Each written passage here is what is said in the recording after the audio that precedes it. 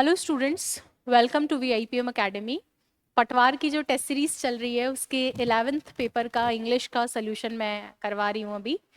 तो इसको कंटिन्यू आप देखिए, और जिन बच्चों ने टेस्ट सीरीज ज्वाइन नहीं की है वो ज़रूर एप्लीकेशन से डाउनलोड करके टेस्ट सीरीज देखें, सारे पेपर्स देखें, उनके सोल्यूशन देखें, और आपको एक रफ आइडिया लग जाना चाहिए कि हमारा पेपर कैसा आएगा, प्लस हमारे पेपर को करने में हम कितना समय ले रहे हैं, कितने क्वेश्चन हमें नहीं आ रहे हैं। तो वो सारी चीज़ें नोटिस में आपके रहनी चाहिए। चलिए सोल्यूशन करवाती हूँ। सबसे पहले ये वाला आपका जो है एरर का क्वेश्चन है, आपको पार्ट्स में दे रखा है, और क्वेश्चन ये रहा, sincere students like you and he should study regularly to pass the exam.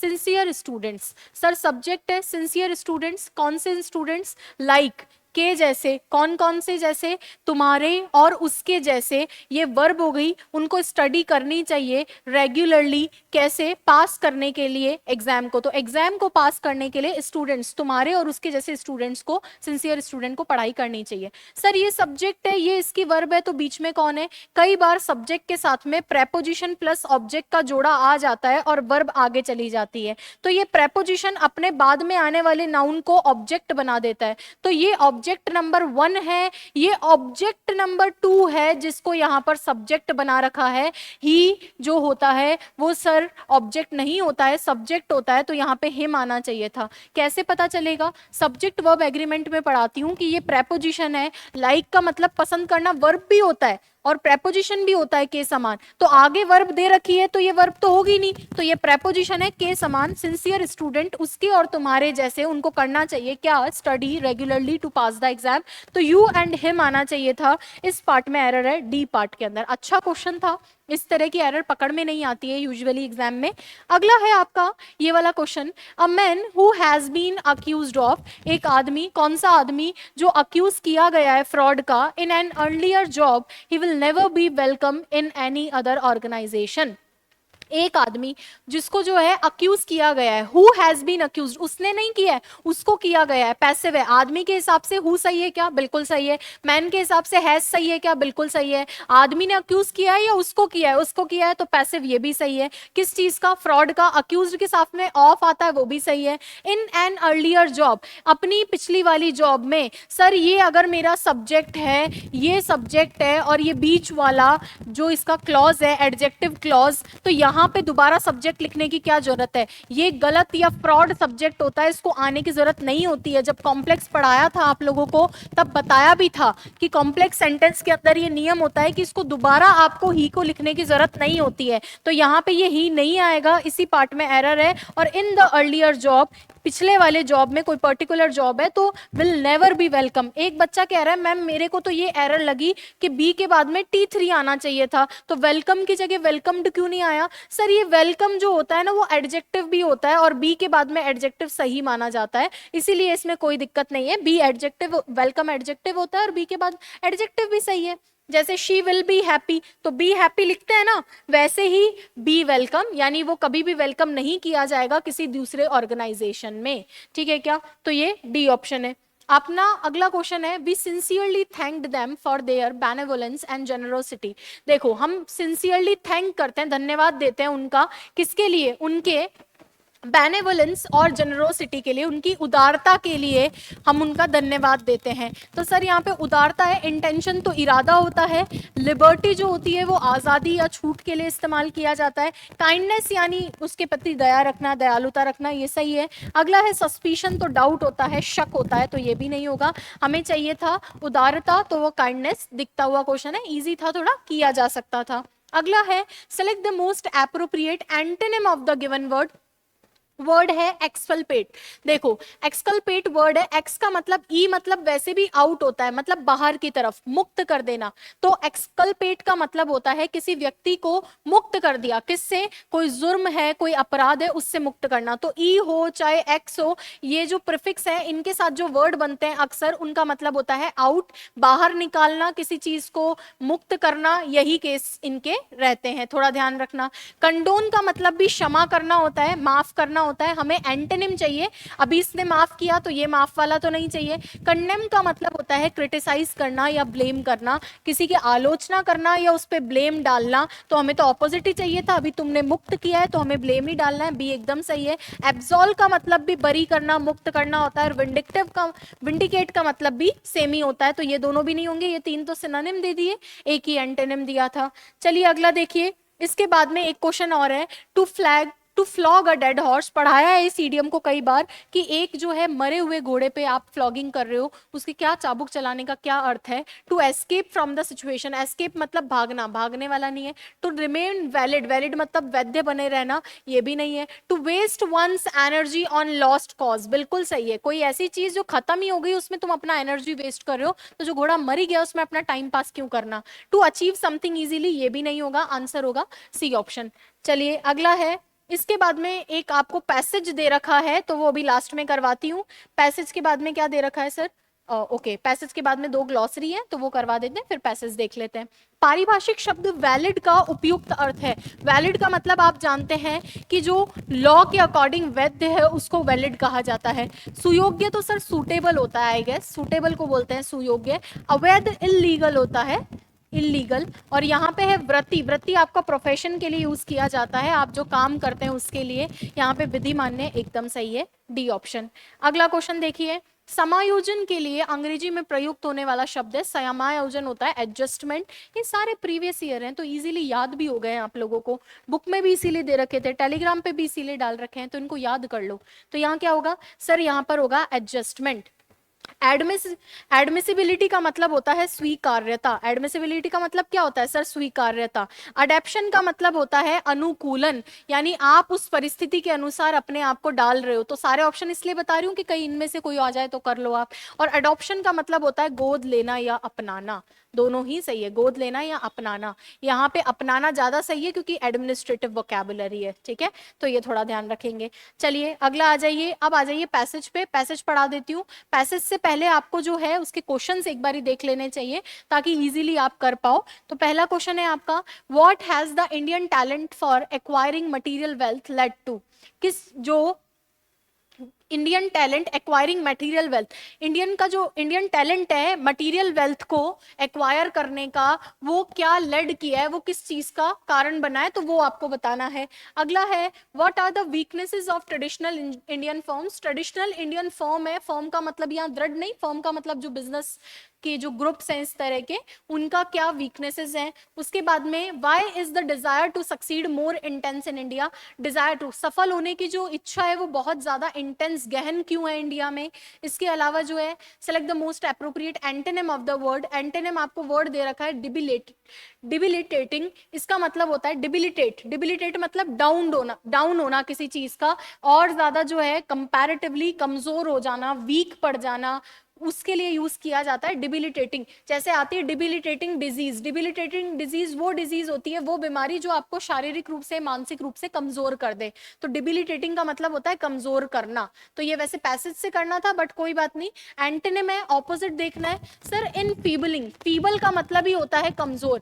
Sir feeble का मतलब ही कमजोर है और उसी की वर्ब है इनफीबलिंग, तो ये भी कमजोर ही करेगी। हमें एंटोनिम चाहिए, सिनोनिम होता तो ये कर देते हैं। क्रिपलिंग का मतलब भी होता है डाउन करना, डिग्रेड करना, तो ये भी उसका वही है। अगला वर्ड है एकदम सही है, इनवाइगरेटिंग। वाइगर, वाइगर का इसका मतलब ही होता है जोश। विगरस परफॉर्मेंस होती है ना, विगर का मतलब ही होता है जोश, तो इनवाइगरेटिंग का मतलब ही है जोश भर देना। अभी तुम डाउन कर रहे थे, अब जोश भर दिया है। और अंडरमाइनिंग का मतलब भी डाउन करना, अंडर का मतलब वैसे ही आप जानते हैं नीचे या डाउन के केस में आता है, तो ये भी एक क्वेश्चन था। एक क्वेश्चन है, according to the passage what is one of the reason traditional Indian firms hesitate to adopt modern management practices. Passage के अकॉर्डिंग बताना है कि वो कौन सा कारण है, one of the reason traditional Indian firms, जो ट्रेडिशनल इंडियन फर्म्स हेजिटेट करती हैं अडॉप्ट करने में मॉडर्न मैनेजमेंट प्रैक्टिसेस को, तो वो कारण बताना है क्यों ऐसा वो करती हैं। पैसेज दे रखा है आपको, चलो देखो फटाफट से क्या है पैसेज।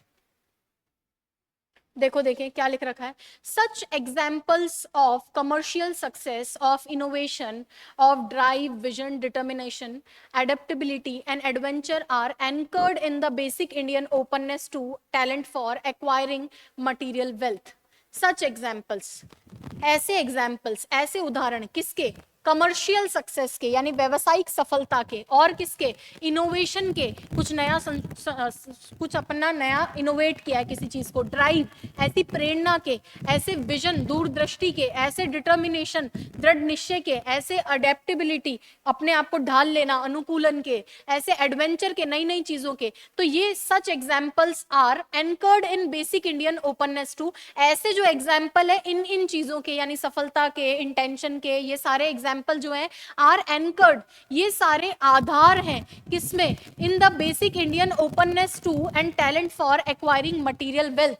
मटीरियल वेल्थ को एक्वायर करने का, ज्यादा से ज्यादा पैसा कमाने का, ज्यादा से ज्यादा मटीरियल्स को इकट्ठा करने की, जो एक्वायर करने का जो टैलेंट है और ये जो खुलापन है, ये सारे इस चीज का आधार है। एक क्वेश्चन भी फर्स्ट क्वेश्चन पूछा गया था कि इनका आधार क्या है, तो उसमें आप देखो ये कह रहा है what has the Indian talent for acquiring material wealth led to, ये किस किस चीज के हैं, तो सर कमर्शियल सक्सेस, स्टैग्नेशन यहाँ पे नहीं आया है।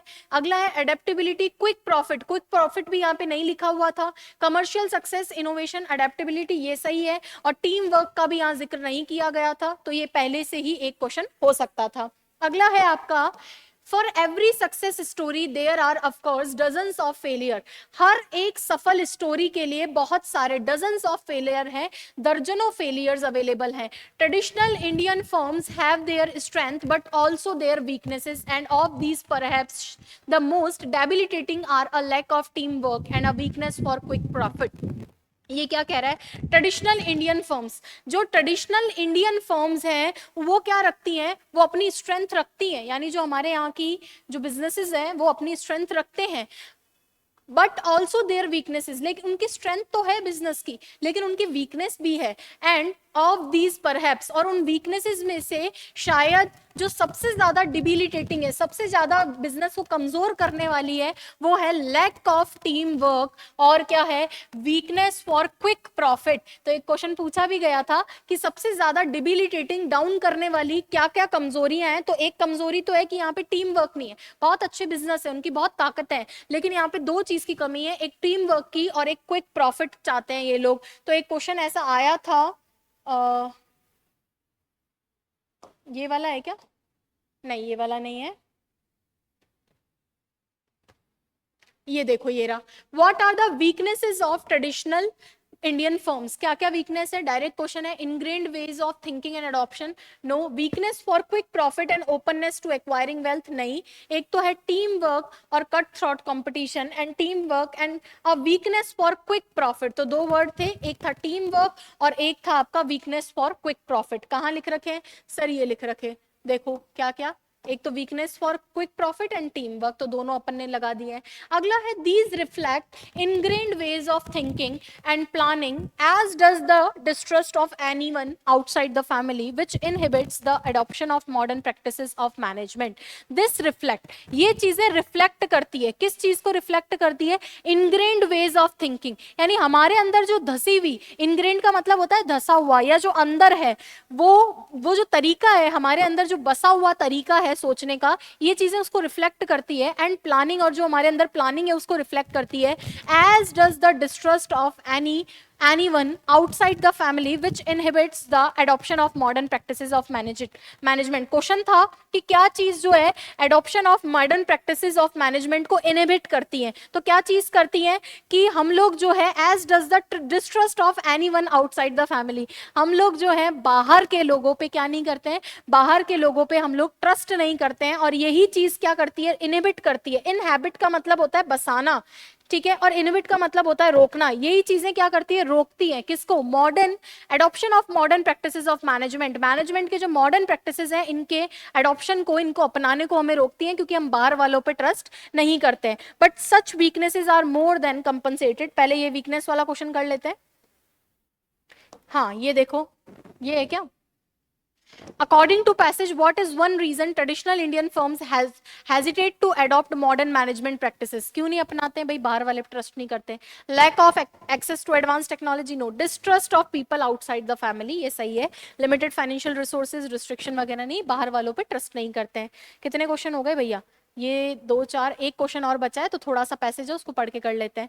But such weaknesses are more than compensated for by the desire of succeed which is probably more intense in India, given the omnipresent fear of poverty, the cutthroat competition for each opportunity, and as if exciting hold of hierarchy. But such weaknesses are more than compensated. लेकिन ये जो कमियां हैं ये more than compensated for by the desire of succeed. लेकिन ये सारी जो कमियां हैं ये सारी कंपनसेट की जाती हैं किससे? डिजायर ऑफ सक्सेस से. यानी हमारे यहाँ हमारी जो कमियां हैं उससे ज्यादा हमारी इच्छा है, हमारी इच्छा शक्ति इन कमजोरियों से ज्यादा है. किस चीज की इच्छा शक्ति? हमारी जो इच्छा है सफल होने की, विच is probably more in India, जो कि हमारी इच्छा शक्ति इंडिया में शायद ज्यादा है, given the omnipresent fear. और क्यों है वो इच्छा शक्ति?